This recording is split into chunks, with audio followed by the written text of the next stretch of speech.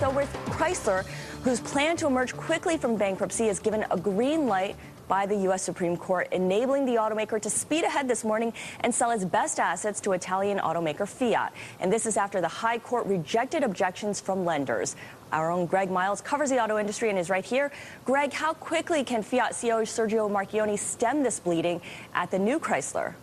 Well, Scarlett, after they sell these best assets today, it will really take 1 to 2 weeks for this new Chrysler to create this new corporation, get up and running. But the question really is how fast Marchionne can reduce or slash some $100 million a day in losses at Chrysler. That's a $3 billion monthly rate, $36 billion a year. And he's going to take a big step today by putting the best assets into the so-called new Chrysler. That's the Jeep, minivan, Dodge, Ram, pickup truck brands, and putting the debt and liabilities, or most of it, into that bad company, the old Chrysler. That's been costing them a lot of money. So that's a big step.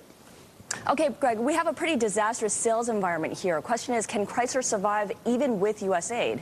Yeah, that's a big question. This is a company that lost $16.8 billion last year, okay? That's staggering for a company that's much smaller than General Motors or Ford. Chrysler's sales have fallen worse even this year, down about 46% compared to 30% last year. The issue really, Scarlett, is really, can they cut costs fast enough in the short term to catch up with this falling sales? Ryan Chilcote in Europe is going to talk about the longer-term strategy with Fiat and Chrysler. So what does this mean in terms of Chrysler perhaps getting more U.S. aid? That is highly questionable. Year to date, the U.S. government has already given $15.5 billion in aid to Chrysler, much more than many people anticipated. And Chrysler is just not as important to the U.S. economy as GM. And also, President Obama has a lot less wiggle room financially and politically to give the aid. Okay, speaking of GM, the Supreme Court decision must be good for GM's prospects for a speedy recovery, no? Yes, I spoke with Harvey Miller at Weil Gotshal, the lead bankruptcy attorney, yesterday in an exclusive interview, and he told me the Chrysler case was the one big obstacle. The Supreme Court case, that's now been eliminated. But remember, they still have their own secured problem with unsecured bondholders, and they could hold up a reorganization of GM as well. Okay, Greg, for another angle on Fiat and its purchase of Chrysler's assets, we're going to cross over to London now, where Ryan Chilcote is standing by. And Ryan, Fiat gets Chrysler after all. Would you say this is mission accomplished for CEO Marchionne? Maybe not mission accomplished, but it's hard to imagine what could get in the way of this deal now. I bet Sergio Marchionne is breathing a little easier as a result of today's news. First, it was the German government shutting him down on his bid for GM's European assets. Then the U.S. Supreme Court putting the brakes on Chrysler. But in the end, Mr. Marchionne has at least partially scraped through. Scarlett? Now, what does the future of a Fiat-Chrysler tie-up look like? Well, this isn't mission complete. You asked that question earlier. Marchionne's mission complete would be a tie-up between Fiat, Chrysler, and Opel.